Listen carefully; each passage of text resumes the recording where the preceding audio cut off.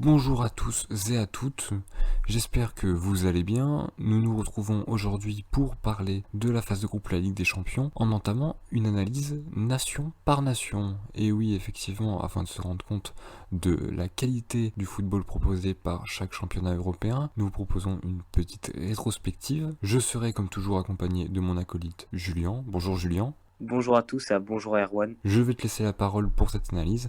Je crois que tu vas commencer à nous parler du cas de la France. Je vais commencer par vous parler du cas des clubs français.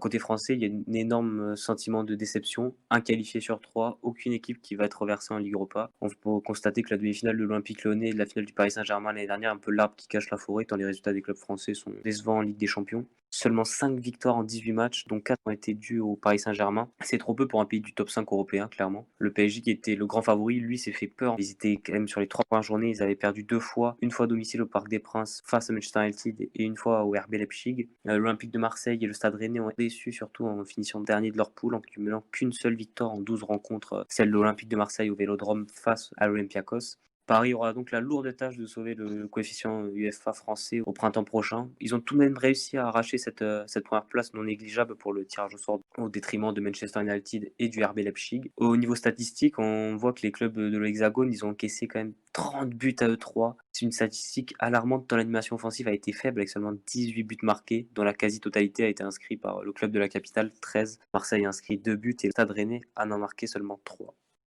Mais maintenant, Erwan va vous présenter un pays qui a impressionné, contrairement à la France, sur le point de vue offensif. Oui, merci Julien. Effectivement, on va parler de l'Allemagne. Alors, la Deutsche Qualität a encore frappé.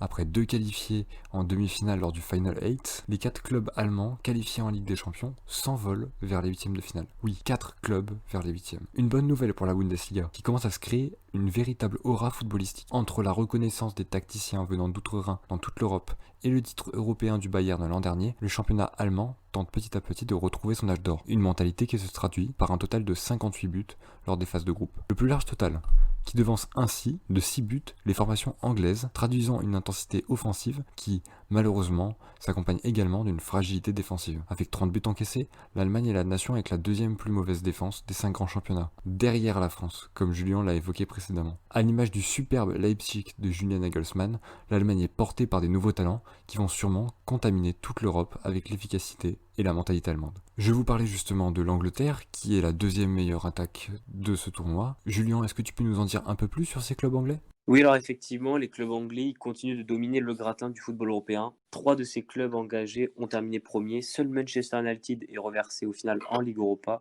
Ils sont sur leur lancée de leur 4 sur 4 l'année dernière avec 4 équipes présentes lors des huitièmes de finale et leur finale 100% anglaise lors des 2 finales européennes il y a 2 ans.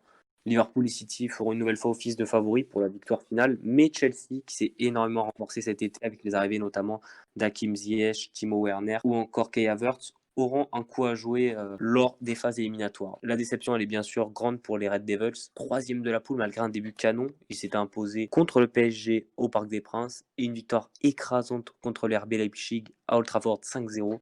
Les Mancuniens peuvent regretter cette défaite en Turquie, seule équipe à avoir perdu des points face au club d'Istanbul, Başakşehir. Voici la grosse stat alarmante pour les Mancuniens. Les Red Devils ont quasiment pris 2 fois plus de buts, c'est-à-dire 10 buts que l'intégralité des autres clubs anglais engagés dans la compétition, que ce soit Liverpool, Manchester City et Chelsea, c'est-à-dire un total de 6 buts. Et il y a un pays comme l'Allemagne qui a réussi à qualifier tous ses clubs engagés en huitième de finale, c'est l'Espagne dont Erwan va vous parler maintenant. Oui, effectivement, Julien, l'Espagne. Ah, l'Espagne, la terre du football de ces 15 dernières années, qui, malgré la présence de la totalité de ses clubs en huitième de finale, il faut souligner qu'il y a quand même quelques problèmes. En effet, Séville, Barcelone et l'Atlético ont fini deuxième de leur poule. Aucun de ces 3 clubs n'a pu accrocher une première place. L'Atlético a même 7 points d'écart avec le Bayern. Seul le Real Madrid a réussi à finir premier de son groupe. Mais ce n'est pas tout rose. Le Real, quant à lui, finit premier sur le gong avec seulement 10 points, soit le plus faible total pour un premier. Même si l'on connaît la tendance de la Casablanca à monter en puissance tout au fil de la saison, c'est bien trop peu pour une phase de groupe. On observe une vraie difficulté dans les grands matchs, notamment les clubs espagnols ayant fini second ont remporté une seule de leurs 6 confrontations face au premier de leur poule. Pire, si l'on regarde la totalité des matchs joués par une équipe espagnole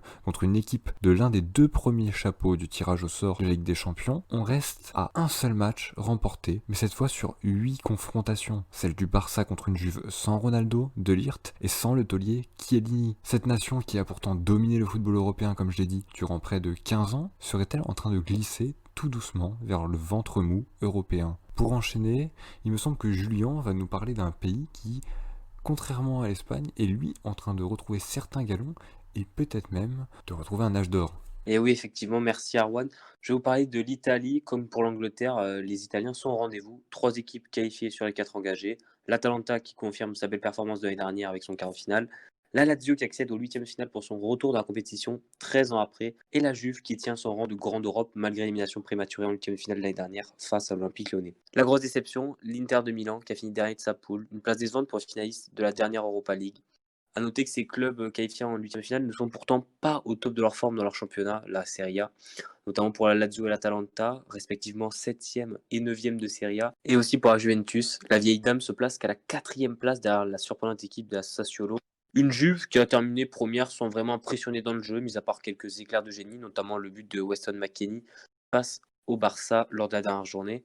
Si la Juve et l'Atalanta ont fait parler de leur puissance offensive, 14 et 10 buts respectivement à eux deux, la Lazio a su montrer sa solidité défensive en encaissant seulement 4 buts lors de la phase de poule. Aucun match où ils ont encaissé plus d'un but. Ils ont notamment fini invaincus. La Juve donc sera la seule tête de série pour les huitièmes de finale. Ce sera donc le gros favori italien, mais l'Atalanta aura des cartes à jouer pour tenter de refaire leur exploit de l'année dernière. Et les Laziali, pour leur première présence au huitième de finale, auront tout à gagner. Après vous avoir parlé du top 5 des championnats européens, on va vous parler des autres équipes engagées du reste de l'Europe dans cette coupe aux grandes oreilles. Oui, merci Julien. Après avoir fait ce tour d'horizon des 5 championnats de très très haut niveau, nous allons désormais nous diriger du côté des petits poussets, si l'on peut dire. Petits poussets, ce n'est peut-être pas le bon mot, puisque Porto, seul club portugais de la compétition, a bien tenu son rang. Il a dominé la poule C aux côtés de Manchester City, et cela en encaissant seulement 3 buts face à ces derniers lors de la première journée. Mais il n'en a plus pris un seul par la suite dans la compétition. Il est le seul club ne venant pas d'un des 5 grands championnats à s'être qualifié pour les huitièmes de finale. Un autre club qui lui a failli se qualifier en huitième de finale sans faire partie de l'un des 5 grands championnats, c'est le FC Bruges, qui à cause d'une transversale malheureuse n'a pas pu accéder à l'échelon supérieur. On peut cependant noter les 2 dernières bonnes saisons européennes de Bruges, qui devra se satisfaire au printemps d'une Europa League. On ne peut pas être aussi optimiste cependant parlant des clubs russes, puisque les 3 équipes qualifiées n'ont gagné seulement qu'un match lors de cette phase de poule, avec la victoire de Krasnodar sur Rennes. Un bien piètre bilan pour la nation d'Europe de l'Est. Une déception aussi du côté de la Johan Cruyff Arena, où l'Ajax échoue à se qualifier aux phases à élimination directe de peu pour la 2e année consécutive. En effet, la génération dorée de 2018-2019 a quitté le navire, et le club semble avoir du mal à maintenir son niveau de jeu. Rappelons que le club néerlandais s'était qualifié de peu à cette Ligue des Champions grâce notamment à l'arrêt du championnat dû à la Covid qui lui a permis de prendre l'avantage sur l'Alkmaar Zanstrik à la différence de but pour finir champion prématuré de Redivisie. Du côté de l'Autriche, Salzbourg maintient son ascension, confirmant la gestion exemplaire des clubs de l'écurie Red Bull. Actuellement, le club est second son championnat et espère bien se requalifier pour la compétition l'année prochaine, tout en tentant de réaliser un beau parcours en C3 au printemps prochain. En Ukraine, le Shakhtar Donetsk qui a montré de belles intentions de jeu et se voit reverser en Europa League, tout comme son compatriote le Dynamo Kiev, qui a malheureusement hérité d'une poule sans suspense avec le Barça et la Juve, mais a réussi à tirer son épingle du jeu pour accéder à la C3. En parlant de clubs malheureux, on peut citer le club turc de Başakşehir qui pour sa première qualification aux phases de groupe se retrouve dans le groupe de la mort. Ils auront tout de même sauvé l'honneur en battant Manchester United 2-1 à Istanbul. Du côté de son voisin grec, la situation n'est pas vraiment meilleure. En effet, l'Olympiakos a sauvé l'honneur en battant Marseille 1-0 lors de la première journée, mais n'a pas pu vraiment prétendre à mieux. Heureusement pour lui, les mauvais résultats de l'Olympique de Marseille lui permettent d'être versé en Europa League. Et pour finir sur les plus petites équipes, le club danois de Midtjylland avec un budget de 45 millions et le hongrois de Ferencváros avec un budget lui de 28 millions d'euros n'auront de leur côté pas pu échapper à un sort qui leur semblait prédestiné. En effet, avec les plus basses valeurs marchandes de la compétition sur leur Transfermarkt, ils possèdent, en comparaison avec Manchester City, cadre financier de la compétition, un budget équivalent à 4,1% pour le danois et 2,6% pour le hongrois de celui du club anglais cité précédemment. De quoi montrer qu'il existe un gouffre entre certaines équipes afin d'obtenir la coupe aux grandes oreilles. Oui, Arwan, on peut constater que espérer une qualification pour les huitièmes de finale pour un club ne faisant pas partie du top 5 européen, ça restera toujours aussi difficile. Au final, on voit qu'il n'y a que Porto qui s'est qualifié, ça fait seulement un qualifié sur 13 pour cette édition, et aucun qualifié l'année dernière pour les huitièmes de finale. Si on regarde un peu plus la stat, depuis 3 ans, seul Porto à 2 reprises et l'Ajax à 1 reprise ont réussi à obtenir un ticket pour la phase à élimination directe. Bon, certes, ils sont moins nombreux que les clubs du top 5 majeur européen et ils sont souvent placés dans les chapeaux 3 et 4, hormis le champion de Russie et quelquefois le champion du Portugal. Ces clubs-là sont donc souvent attendus pour se disputer une maigre troisième place ou finir bon dernier de la poule. Oui, merci Julien pour effectivement cette vérité qui fait un peu mal au cœur. Nous pouvons nous demander réellement si cette Coupe d'Europe en est encore vraiment une ou si elle ne se joue pas que uniquement entre les équipes des 5 grands championnats, voire même des 4 grands championnats, Italie, Espagne, Angleterre, Allemagne. J'espère que cette analyse vous a plu. Nous nous retrouvons prochainement pour discuter du tirage au sort des huitièmes de Ligue des Champions. D'ici la fin février, les clubs risquent de jouer très gros pour la suite de leur saison. Au revoir. Au revoir à tous et à la prochaine.